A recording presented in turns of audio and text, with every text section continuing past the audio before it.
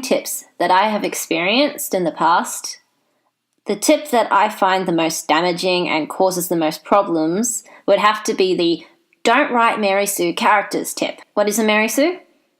Well, a Mary Sue is defined as an overly powerful character that doesn't have flaws, and if they do have flaws, it doesn't affect them, or any of their bad actions that they may make do not have any lasting consequences for them. However, this is like many characters from episodic TV shows, and a lot of superheroes too.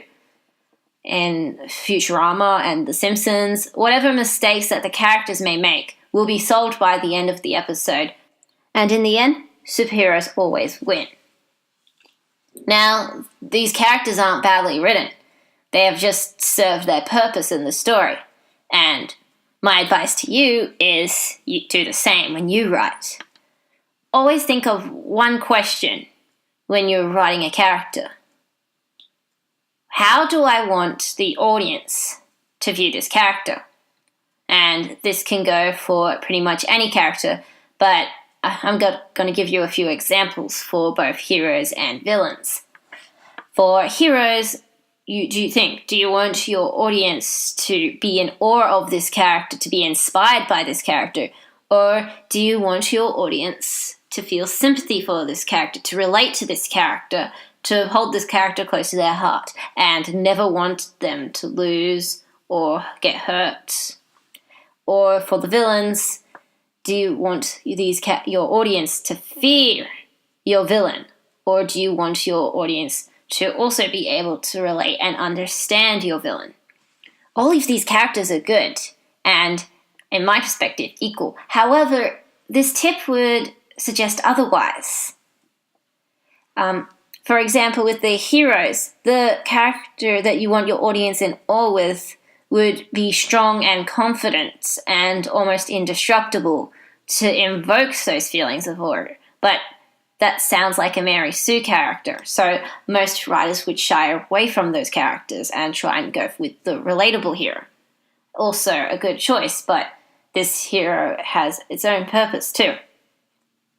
For the hero you'd have as relatable, you'd have them sympathetic in a poor background, but you'd still wouldn't have them completely weak and unable to do anything, as the audience could find that annoying as well.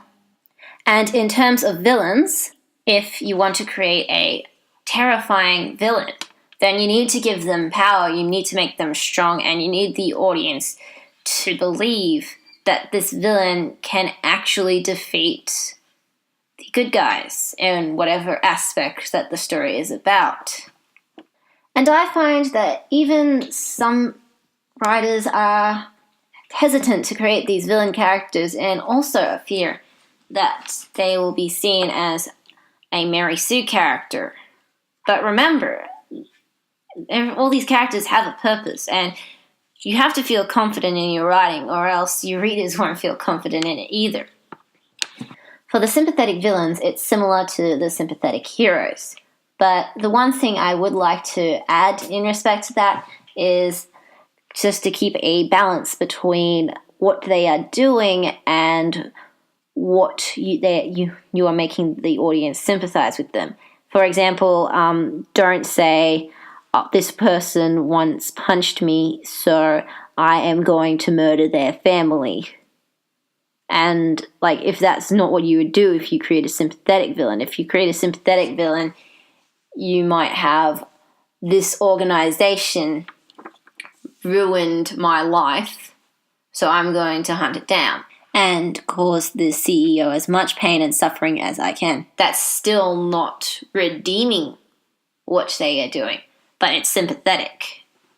And once you get a grip of this line of thinking, you can use it for pretty much any character that you want to create. Remember, ask your question. What do you want the audience to think of this character? And then you move on from that point there. This is Writing Myths. This is my first video. I hope you liked it, and please continue to visit my website if you did. Thank you.